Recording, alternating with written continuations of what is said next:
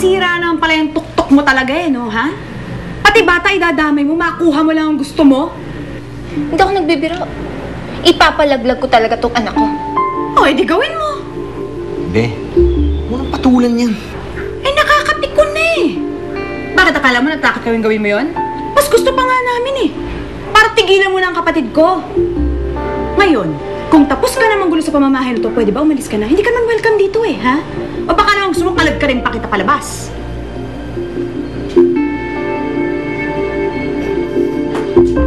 Tita, itong babaeng ko talaga.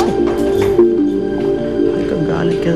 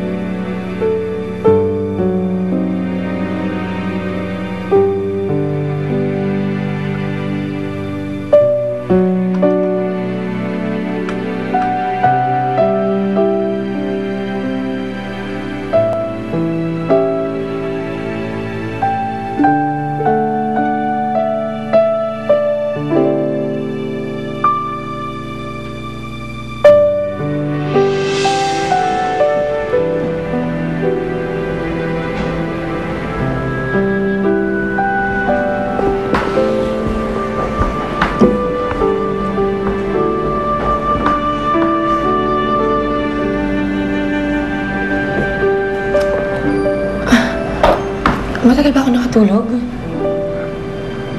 Ang ganda mo kahit tulog ka. Pwede ba, bagong gising ako, huwag mo akong bubula-bulahin. Ayan, no? Kahit galit ka, ang ganda-ganda mo pa rin. I love you, babe. I love you too. Mata nga sa mata. Dito, dito, dito.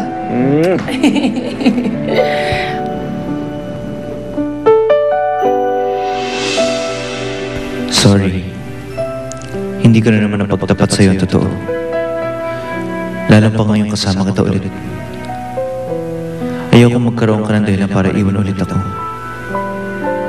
Alam ko ang gulo ko. Pero isa lang manilaw sa akin, Vivian. Mahal kita. Mahal na mahal.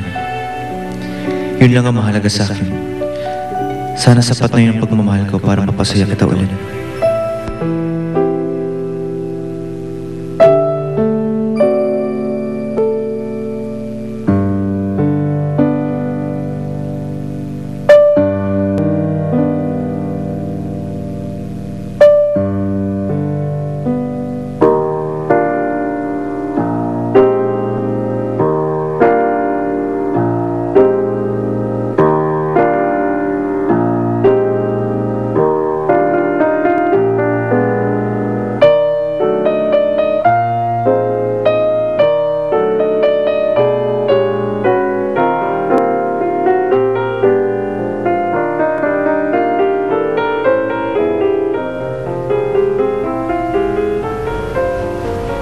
Nico?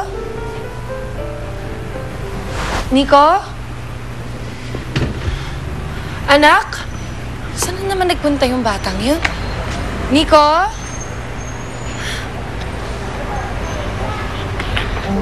Vivian. Mama!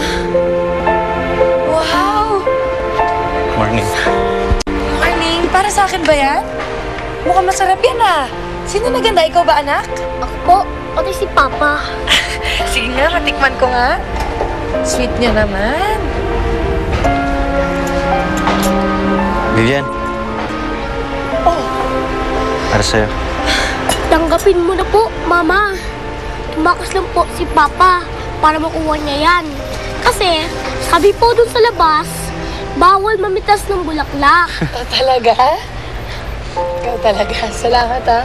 Mama, bilisan niyo na pong kumain. Sabi po ni Papa, mamamasyal daw tayo pagkatapos. Ah, talaga? Di ba, Papa? Oo. Iikot tayo ngayon. Oh, sige, sige. Yay! Dali na, Mama. Kumain ka na.